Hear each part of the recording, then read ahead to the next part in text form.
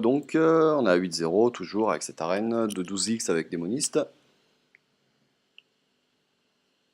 Toujours des plays très intéressants, un peu différents de ce que j'aurais refait, je pense, mais toujours un peu chaud dans le moment de faire les bons trucs quand on n'a pas le recul et tout nécessaire. Mais ouais, c'est toujours assez sympa de revenir plusieurs semaines après les parties, voir un peu ce qu'on a fait.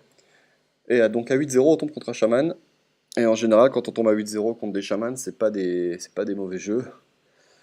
Là, on a une bonne main. On va enlever alors, on va garder Pyromancien, on peut garder Voile de Mort. Il y a vraiment deux solutions là. Soit on garde le. En fait, on peut tout garder là. Si on part du principe qu'on fait Pyromancien tour 2 et qu'on fait tour 3, voilà, donc là je garde tout. On a vraiment deux options différentes. Soit on enlève les deux cartes à 4 pour espérer avoir un tour 2 et donc dans ce cas-là faire un tour 2, tour 1 et ensuite tour 2. Soit on garde cette main-là en sachant qu'on va faire rien tour 1, Pyromancien tour 2, et ensuite pièce chevalier, pièce d'Asdingo, et refaire d'Asdingo ou chevalier derrière. Donc c'est assez intéressant. Le seul petit problème, c'est quand la 3-2 c'est le pyromancien. La pièce étant un sort, ça peut un peu être chiant ou ça peut être très bien en fonction de ce qu'il nous a mis. Même si très souvent le pyromancien va être trade tour 2 ou tour 3.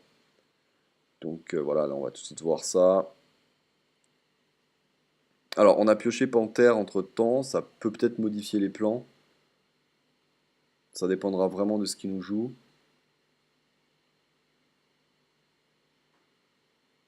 Waouh, Bomber, ok. Ben d'accord, ok. D'accord, donc il va être très aggro, il se débarrasse de notre créature et il nous fait face avec le Berserker qui a été boosté. Ben, il va falloir un petit peu qu'on se défende là-dessus. Je pense que faire pièce, chevalier et ensuite le feu de l'âme. Voilà, c'est ce que je suis en train de regarder parce que là, à mon avis, s'il est parti comme ça, c'est qu'il a des cartes agressives en main et on va éviter de le laisser faire ce qu'il veut. Je pense qu'il faut faire ça. Là, on wipe le board et on prend même l'avantage derrière, puisqu'il nous restera une 2-2. Je fais le feu de lame là, je pense. Ouais, faut le faire.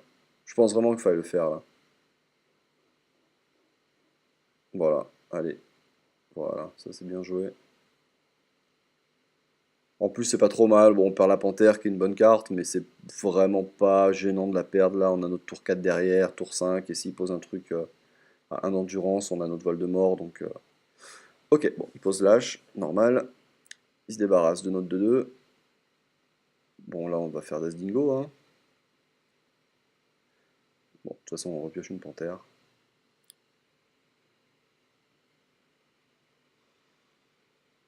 Début vraiment classique, hein. Il a tenté un bomber un peu gamble, ça a marché vu qu'il a boosté de 1 son berserker. Ça nous force vraiment à faire le feu de lame, mais bon, encore une fois, il n'y a rien vraiment d'exceptionnel, c'est tout à fait normal.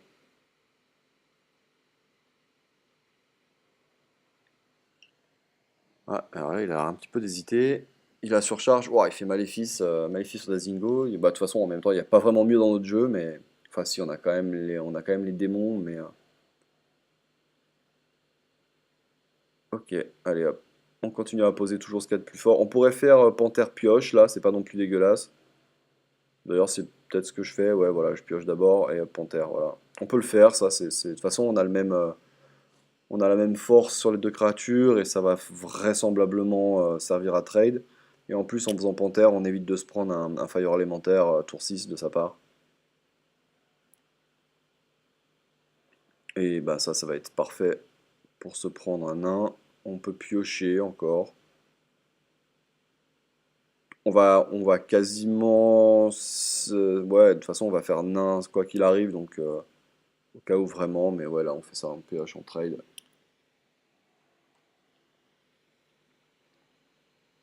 Et on est en train de prendre l'avantage dans cette game assez tranquillement, puisque là, même un Fire élémentaire serait bien de sa part, mais il perdrait 4 points de vie. Il pourrait pas jouer son septième mana, certainement, il aurait plus d'armes.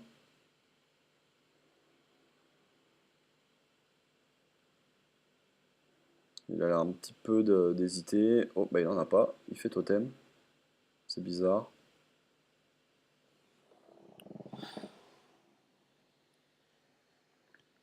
Ah, bah il va se débarrasser du nain avec l'épée, avec sa hache, voilà. Le totem de régénération et la hache. Bon, c'est bien joué. Du coup, ça a l'avantage vraiment d'avoir eu ce petit totem de taunt. Puisque là, nous, on est un petit peu bloqué. On va être obligé de faire ça. Et par contre, je pense qu'on peut un peu arrêter de piocher là. Ça me paraît un petit peu. Si j'ai repioché encore une fois, ça sera vraiment la dernière fois. Ouais, voilà, non, je préfère ne pas piocher. Franchement, on sait jamais s'il décide de faire full face avec un totem de feu là au milieu. Il nous met 6 et 2, 8, il nous met 8. Pour peu qu'il ait n'importe quoi d'autre derrière, ça fait vraiment beaucoup. Donc on a plus de cartes que lui. En posant ce chevalier 4-4 qui fait le 2-2, on repasse devant sur le board. Et on a des cartes qui sont évidemment meilleures que les siennes, là, faut pas déconner. Donc on n'est vraiment pas. Waouh, il va tout nous clear. Donc il va faire quoi? Il va faire 3 points de dégâts sur le 4-4, c'est ça. Attaquer avec l'arme. Et attaquer le 2-2 avec sa 4-4. Très bien. Et ça va régénérer. D'accord.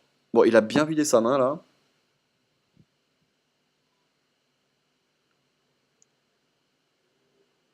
3-3. Il y a vraiment ce totem de taunt qui est très très très très embêtant là. Bon, du coup, on peut faire 4-4-3-3 et se soigner. Tant pis, ça lui offre un trade un peu favorable avec la 4-4, enfin avec sa 4-3. Mais il avait vraiment que deux cartes en main, il a vraiment joué des bonnes cartes. Je pense qu'il est un petit peu sur la fin là. Et surtout, il a plus que 12 points de vie, donc il peut plus trop utiliser son arme. Et si jamais il repère encore des PV, faut pas oublier qu'on peut vraiment faire des dégâts très rapidement avec notre garde funeste et défenseur d'Argus en main. D'accord, donc il donne Fury à ça, on va perdre 4 et il va tuer le. Ah non, on perd 8. On perd 8, d'accord. Il fait 2 là-dessus et il le tue. Ok. D'accord, donc là il passe à 9.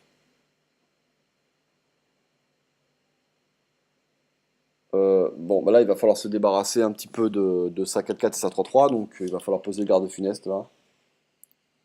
On n'a pas vraiment le choix. Maintenant, est-ce qu'on veut absolument jouer une carte avant? Oui, on peut jouer le voile de mort là-dessus, ça pose pas de problème. On va piocher.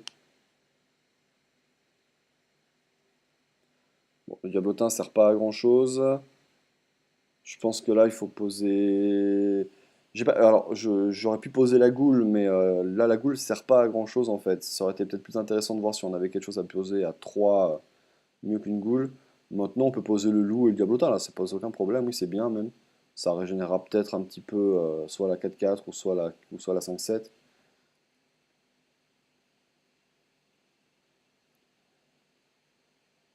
Et on va absolument se débarrasser de cette 4-4 qui est très très dangereuse là. D'accord, donc je décide de faire la goule quand même. Et là, si on pouvait garder Argus, ça serait pas mal. Voilà, on garde Argus, ça pourra nous servir pour la suite. Bon, on n'est pas à l'abri de Furie Sanguinaire, des trucs comme ça. Furie Sanguinaire, il nous mettrait 6, 7, 8, 9, 10, 11, il nous mettrait 11. Maintenant, ce qui est surtout très intéressant, c'est qu'on a le kill en fait. C'est que là, c'est lui qui est clairement en danger de mort là, donc il va falloir qu'il trouve des solutions. Ça, c'est pas mal déjà.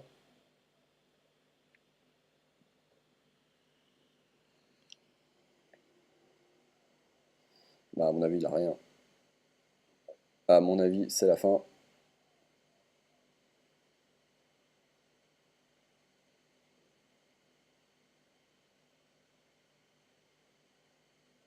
Ah, missilière quand même, ça va un peu l'aider. Ça va un peu l'aider. Oui, là, il se débarrasse de ça. Là, il va évidemment tuer le 5-3. Ah, il décide de faire face. Waouh. Ah, c'est très chaud là. C'est un choix un petit peu gamble là de tenter de faire face. Nous, on va pas piocher. On peut. Bah oui, ouais, bah là on peut faire l'infernal et faire défenseur d'Argus. Oui, ça pose pas trop de problème. On attaque avec la 4-4 sur le 0-2. Infernal, Argus entre les deux démons. On peut même se débarrasser de la 5-2 au final. De toute façon, ça a plus trop d'importance. Voilà, on se débarrasse de ça et on fait ça et on va faire Argus au milieu là.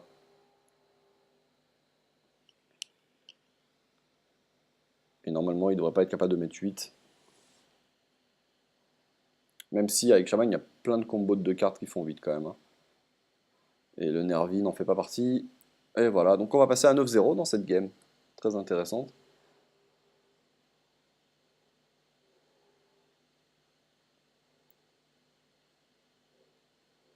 Voilà. Alors, donc on est à 9-0 dans cette arène 12X. Et donc, bien évidemment, à tout de suite dans la prochaine vidéo pour la 10e game. A plus.